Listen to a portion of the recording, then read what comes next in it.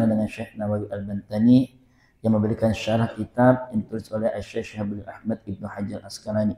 Untuk kedua beliau, untuk kita yang mengaji dan mengkajinya, semoga teralirkan ilmu yang penuh dengan manfaat dunia, manfaat di akhirat nanti di akhirat, sehingga semua kita mendapati karunia terindah disandingkan oleh Allah dalam nikmat sempurna surganya Allah Azza wa Jalla dengan penulis kitab ini, dan tentu saja dengan sang baginda tercinta Rasulullah Mustafa Muhammad sallallahu alaihi wasallam.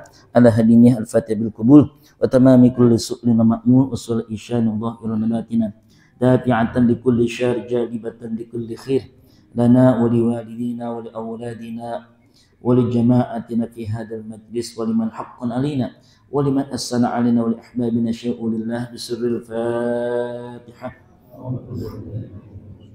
Bismillahirrahmanirrahim. Alhamdulillahirabbil alamin. Rahmanirrahim. Maliki yaumiddin. Iyyaka na'budu wa iyyaka nasta'in. Ihdinas siratal mustaqim.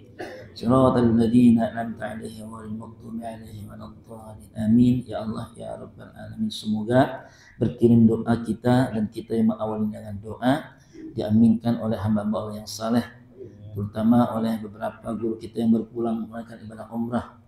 Ini Bapak polisi kita juga berpulang umrah, Ustaz Sarbini berpulang umrah.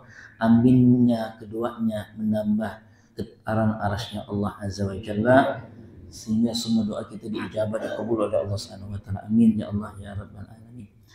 Fa inna astaqal hadis kitabullah wa khil hadi Rasulullah Muhammad sallallahu alaihi wasallam, syarrul umur muhdatsatuha wa kullu muhdatsatin bid'ah wa kullu bid'atin dhalalah wa kullu dhalalatin finnar. Wa bis sanadil muttasil ila al-muallif wal musannif hadzal kitab mata'ana Allah bi tuli hayatihi wa nafa'ana bihi wa fi ulumihi fid dharain. Qala wal maqalatul 'ashirah, makalah yang ke-10. Ini ditengarai sebagai makalah yang terakhir pada bab ke-7.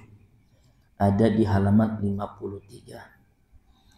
An Ibni Abbas radhiyallahu anhuma, dari Abdullah ibnu Abbas, semoga Allah meridhai keduanya, karena beliau adalah Abdullah putra dari paman Rasul sallallahu alaihi wasallam, Abbas ibnu Abdul Muttalib. Ya. Jadi Rasul sepupu dengan Ibnu Abbas. Tapi Ibnu Abbas datang kepada Rasulullah di usia masih sangat kecil, sehingga teralirkan peta-peta ulumuddiniyah yang sangat luar biasa yang Allah perkenankan dengan doa sang baginda tercinta dikabul, sehingga beliau adalah bahrul ulum, lautan ilmunya Allah Azza wa Jalla. Ya, kemarin perang tadi sempat ke Taif juga ya. Di Taif itu pasti akan ketemu dengan gerbang yang ikonik ya. Babu Abdullah ibnu Abbas ya. Sana ada makam Abdullah ibnu Abbas. Allahumma faqih fid din wa 'allimhu ta'wil. Hakun 'alal aqil. Hak bagi orang yang berakal sehat. Meminjam bahasa Ustadz Rocky Gerung ya, Republik Akal Sehat ya. Apa? Ayyakhtara sab'an ala sab'in. Dia pasti akan memilih yang 7 daripada yang 7. 7 sifat daripada 7 sifat yang lain. Yang pertama, al-faqru 'alal ghina. Orang yang berakal sehat, nalar sehat, pasti dia akan memilih fakir ketimbang kaya. Ya. Ini terjemah syarahnya langsung dikutip hadis Nabi SAW. Kala Nabi SAW, al-faqru syainun 'indan nas wa zainun 'indallah. Ini bisa dibikin status tuh. Fakir itu mungkin cacat di hadapan manusia, tapi perhiasan indah di sisi Allah Azza wa Jalla. Bahkan dari riwayat ya Rawah Ad-Dailami dikutipkan, nanti orang yang fakir ketika dia pulang menghadap Allah dalam keadaan fakir, tidak berharta ya. Ini juga menjadi bahan renungannya ya. Ternyata saat kita az-zikra sempat sowan ke majlis Rasulullah ya, Habib Nabil, kakanda dari Habib Munzir dan Musawa, kita malu ya, az-zikra yang dirundung hebat, masalah demi masalah ya, bertubi-tubi fitnah menghampiri az-zikra, kita gerasa gerusu mati selesai dengan penuh hikmat, tetap merasa nyaman dengan keadaannya.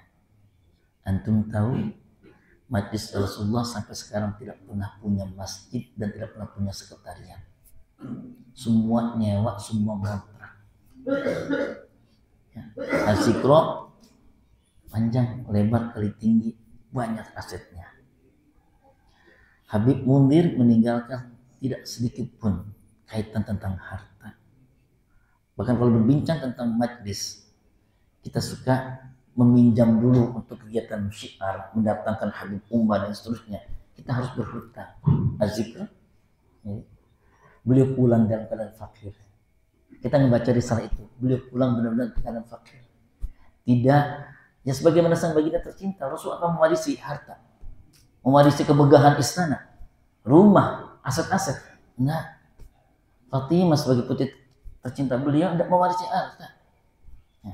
Sehingga ini ada adik gini. Ruya annahu sallallahu Nabi pernah berriwayat, nanti di hari padat merayap dan sangat horornya etape hidup kita di akhirat, yaitu di mahsyar, Allah akan menyuruh kepada orang yang fakir. Ya ma'syaral fuqara, wahai orang sekalian yang fakir, kewafatannya dalam keadaan fakir. Uqtullahar ridha fi qulubikum tadaffaru bisawabi faqrikum wa idza falla. Ya. Ambillah keridhaan di hati kalian dengan keridhaan. Dengan apa? Dengan di hati kalian, dengan kefakiran kalian. Ambillah keridhaan untuk Allah di hati kalian dengan kefakiran Anda. Kenapa? Karena saatnya Anda akan menuai pahala khusus karena kefakiran. Jadi ada pahala-pahala yang Allah berikan, yang Allah tempelkan dengan sesuai amalan kita ketika di dunia. Amal yang dia ikhlas dengan Allah berikan dalam keadaan dia fakir, ini punya pahala tersendiri. Allah kasih reward khusus untuk yang ikhlas ridha dengan kefakirannya. Ya. Jadi Allah nggak didiamkan. Dengan keadaan kita fakir, Allah kasih pahalanya. Lanjut. Orang yang sehat itu akal sehat akan memilih apa? Wadullu al izzi, kehinaan daripada kemuliaan. Artinya dia tetap nyaman meski tidak dipandang di masyarakatnya, ya, bahkan cenderung diabaikan, tidak dilihat, tidak diorangkan. Dia tetap merasa nyaman. Dia memilih itu. Hingar-bingar, privasi keganggu. Privasi keganggu. Ustadz Abdul Somad itu kalau ketika umroh pasti nggak pernah bisa begini. Pakai ini, masker. Nggak bisa sholat nikmat, nggak bisa zikir nikmat. Ini diantara fitnah orang terkenal begini Ustadz. Kita sering pernah ngobrol.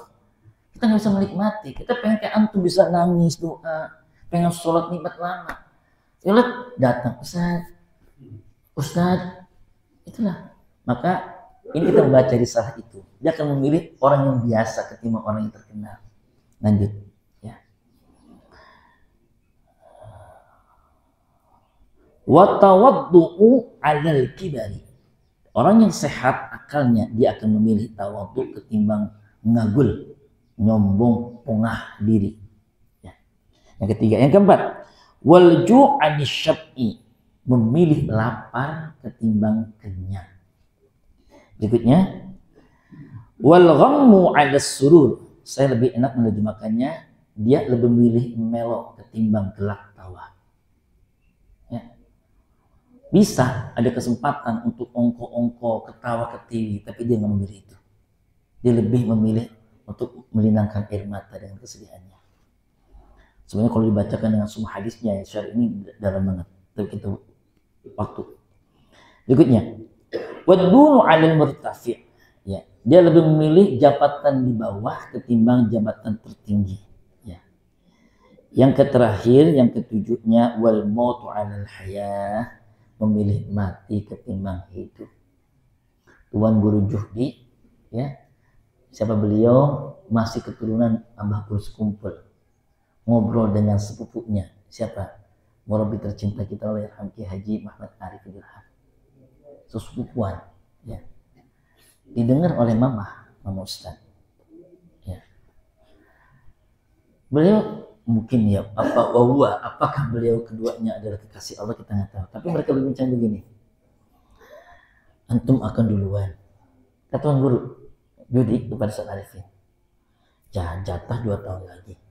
Ustaz Arifin bilang gitu, jatah 2 tahun lagi. Kelamaan. Nangkap isyarat antum akan duluan, dan ternyata Ustaz Arifin pulang duluan. Hanya berapa bulan, 9 bulan atau 1 tahun kurang. Berikutnya tuan guru Yudi pulang. Waktu itu masih 2 tahun lagi. 2 tahun lagi dia bilang kelamaan. Nah sekarang kita usia sudah sekian tahun. Kita di beliau sudah 90 tahunan. Ya. Merasa kelamaan kita hidup di sini. Kita pengen cepat pulang menghadap Allah. Saya datang di samping tempat tidur beliau di rumah sakit sudah tertulis, disambut dengan tulisan liqa'ullah. Kalimat bebasnya, saya sudah kangen ingin segera pulang menghadap Allah. Ustaz Arifin seakan mengatakan sudah capek hidup di sini, pengen segera menuai semua kebaikan pahala nanti di sana. Maknakan bahwa dia lebih memilih mati ketimbang hidup, karena demikian dalam konteks dia ingin menyempurnakan segala hal yang Allah janjikan untuk mereka yang benar-benar serius taat kepada Allah, taat kepada Rasulullah Muhammad SAW. Insya. Baik, saatnya kita dengar, kita simak satu persatu dari guru-guru kita yang mulia, dimulai dari Ustaz Syarifuddin Atik kepada beliau.